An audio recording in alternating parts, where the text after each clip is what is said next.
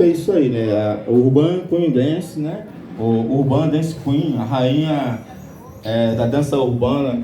É só mais uma colocação que já deveria estar há muito tempo, né? Devido a alguns pensamentos meio que pobres da sociedade no termo geral, né? Então, como a Abigail Josi falou aí, a DD Tanks está aí, eu sou um dos caras que estou na DD Tanks agora.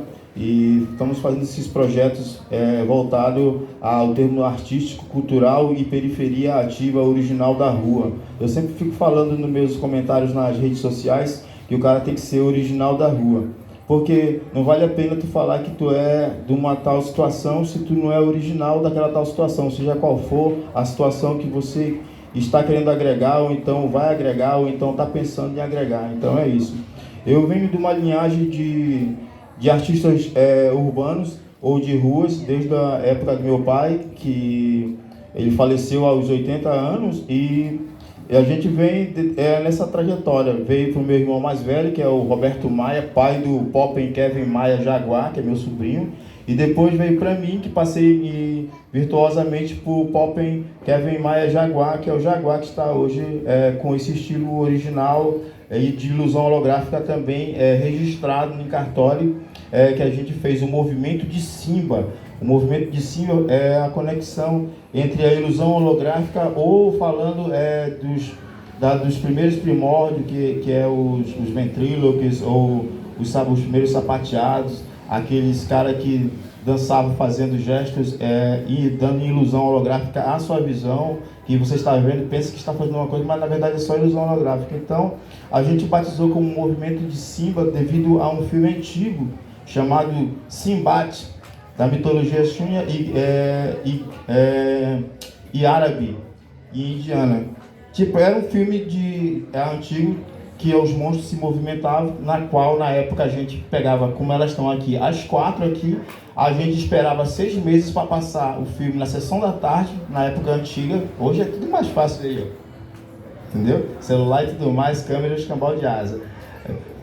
Me perdoe porque eu falo assim direto mesmo, eu gosto de falar abertamente.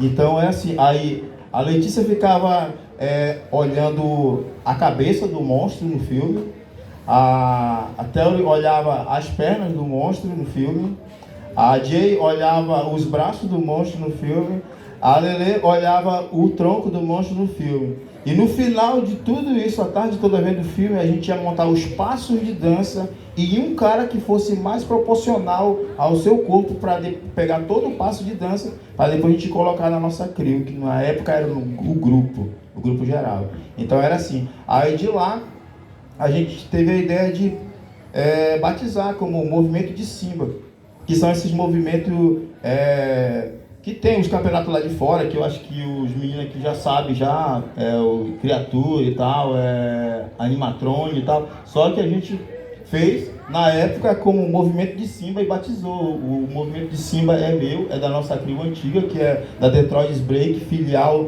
do Break Revenge da época de 1987, e estou dançando desde 88, e aí é isso, é aqueles movimentos lá.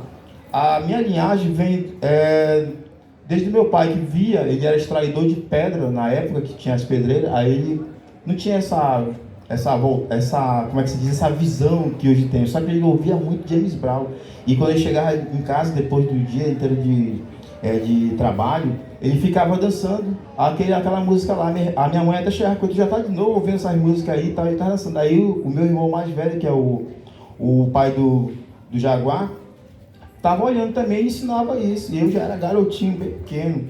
Já tinha pegado a poliomielite e tudo mais. E ficava olhando eles treinando, entende? Aí foi passado o pai do Jaguar. O pai do Jaguar passou para mim, e de mim eu passei para o Jaguar. E aí a gente está aí nessa situação. E agora daí do Jaguar já não sei para quem ele vai passar o nosso movimento, que é o estilo aberto Simbate.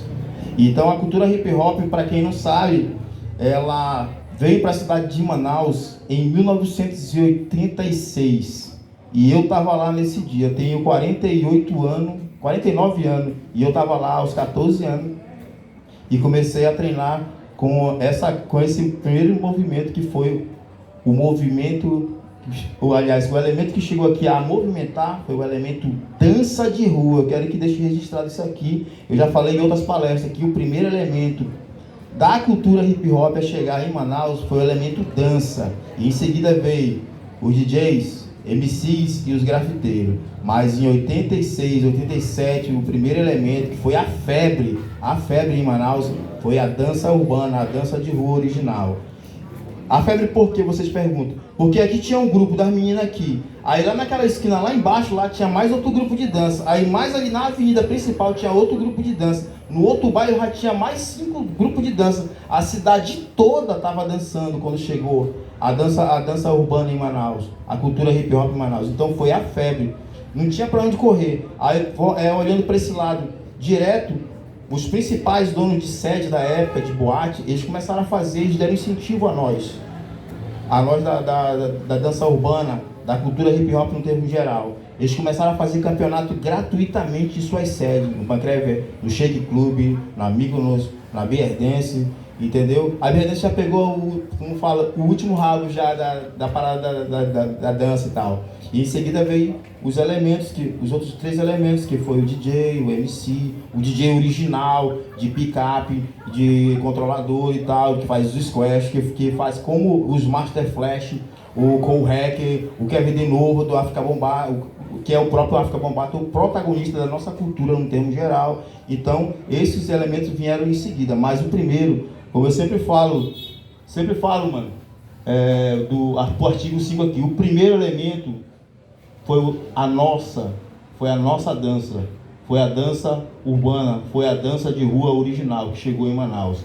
Eu estava lá, tenho um registro, o Maico do MD também tem um registro, ele tem as minhas fotos, ele tem as gravações, ele tem na época que eu dancei a primeira vez, depois de 4 anos de treino, ele registrou e ele está registrado que a gente ganhou nesse dia e está tudo certinho, então está registrado que foi. Eu estou falando não por mim, eu estou falando em registro a nossa cultura, que foi o elemento dança que chegou aqui em Manaus nessa época. E foi assim, a cultura hip hop, ela abrange tantos outros elementos quanto também desenvolve em termos em desenvolvimento artístico, desenvolvimento intelectual. Eu particularmente sou formado em técnico em turismo informativo, sou formado em técnico em movimento em exercícios em repetição. Tem um amigo meu que é ex-MC, que é o Gilvan Dácio, é formado em Direito, hoje ele está atuando no TRE, e tantos outros caras que estão por aí, como aqui a própria Sueli está aqui, e vocês também que estão sentados aqui, são todas formadas. E a situação é a seguinte, que a cultura hip hop no termo geral, eu vejo a cultura assim, no termo geral, ela abrange o termo intelectual de um risco de vida que está ali. Como nasceu em 1973, para desmarginalizar quem estava marginalizado. Claro que respeitando um círculo, um termo geral, numa sociedade ao todo. Então é isso. Se vocês quiserem fazer uma pergunta no termo geral a mim, ou então a minha própria deficiência física, esqueci de falar, vocês podem perguntar. Eu sempre estive na cadeira de roda desde criança. Peguei poliomielite aos 4 anos, fiquei paralítico até os 7. Depois desenvolvi os movimentos e em seguida conheci... Depois de desenvolver os movimentos que me deixaram a me movimentar, eu desenvolvi o restante em quê? Na dança. Conheci o Break Revenge na época, que era o grupo da época, que a filial era o Detroit, no qual os caras me avaliaram no tempo e quiseram me ensinar passo a passo. Na época eu só tinha 30% de coordenação motora. Hoje eu tenho